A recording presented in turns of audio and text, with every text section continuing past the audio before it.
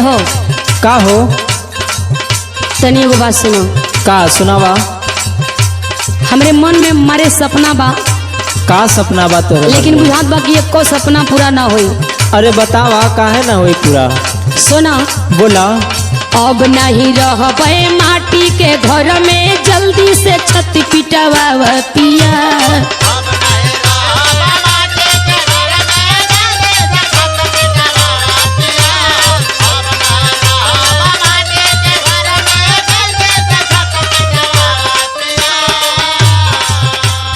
सुनाता? हाँ हाँ सुनाता। अब नहीं रहबे माटी के घर में, जल्दी से छत पिटवावा पिया। खेत बेच हीरो हुंडा मंगा, हमके बनारस घुमा द पिया।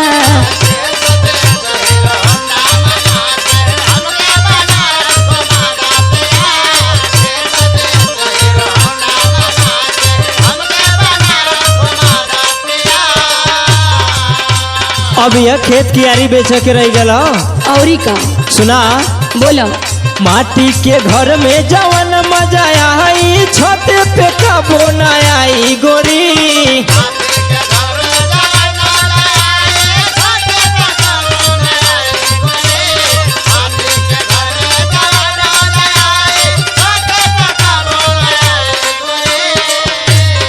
सुनत हो ना? हाँ हाँ। माटी के घर में जवन मजा आई, छत पे कबो न आई गोरी। साइकिल के डंडा पे बैठा ऐठ के सारी सहरिया घुमाई गोरी। हमके तारा साइकिल को नहीं बैठे थे।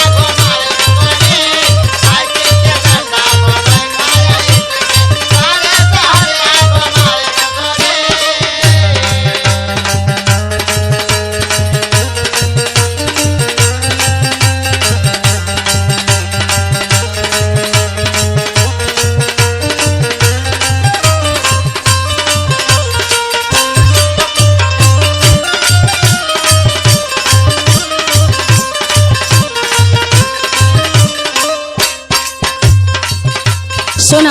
का है तुहार झाड़ू बर्तन हमसे ना हुई तो का करे आई लो तू? अरे मने खाली तुहार हम नौकरी करे आल है। नहीं तो कलम चलावे आई लो। अरे कलम चलावे ना आली तो तू अकेलाई मत करा, हमार बात सुना। बोला। घरवा के चूल्हा चौका हमसे ना हो पाई, पैसा पर लेता राजा नौकरी लगाई।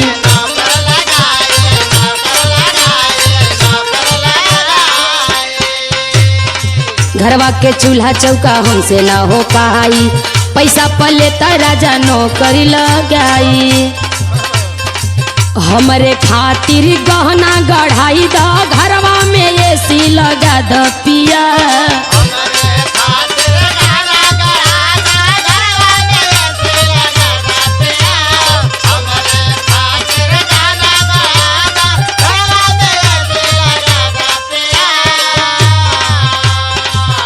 गर्मी में मैं अमौरी से देह एकदम लाल हो जाता है। हाँ।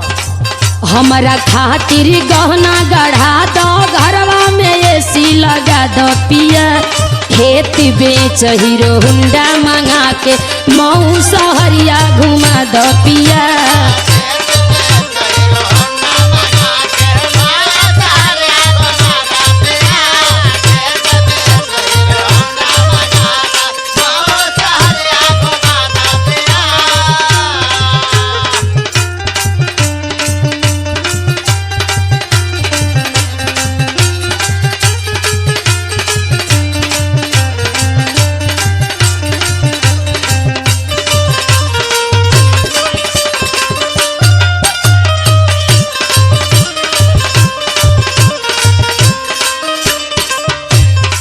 सुना।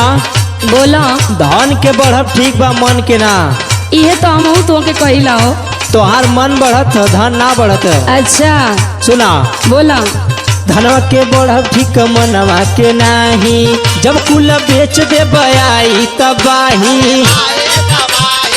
जाके नरेगा में नारी साफ करी हो। सुना। बोला।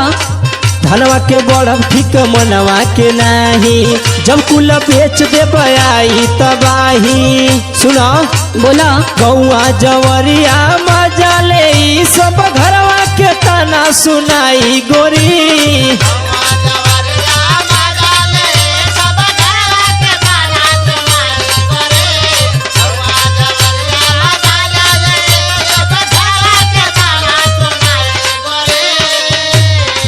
सुनत हो ना? हाँ हाँ गौआ जवरिया मजा ले ई सब घरवा के ताना सुनाई गोरी। साइकिल के डंडा पे बैठा ईट के पूरा शहरिया घुमाई गोरी।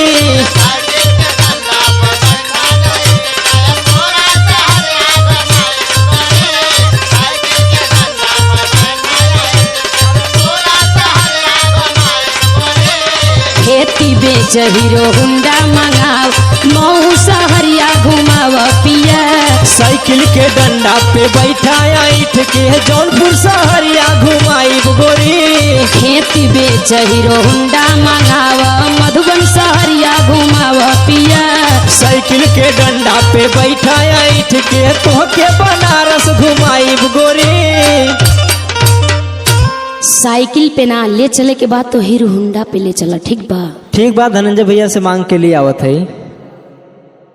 सो हे गाइस, नमस्कार प्रणाम। मैं आपका भाई मुकेश राणा, आप सभी को हमारे यूट्यूब चैनल में स्वागत है। तो गाइस, ये मेरा डांस वीडियो आप सभी को कैसा लगा? अगर आप सभी को अच्छा लगे तो लाइक शेयर कमेंट एंड सब्सक्राइब करना ना भूलें। ज़्यादा से ज़्यादा शेयर करें और मिलते हैं नेक्स्ट वीडियो की तरफ। आज के लिए बाय बाय, लव यू।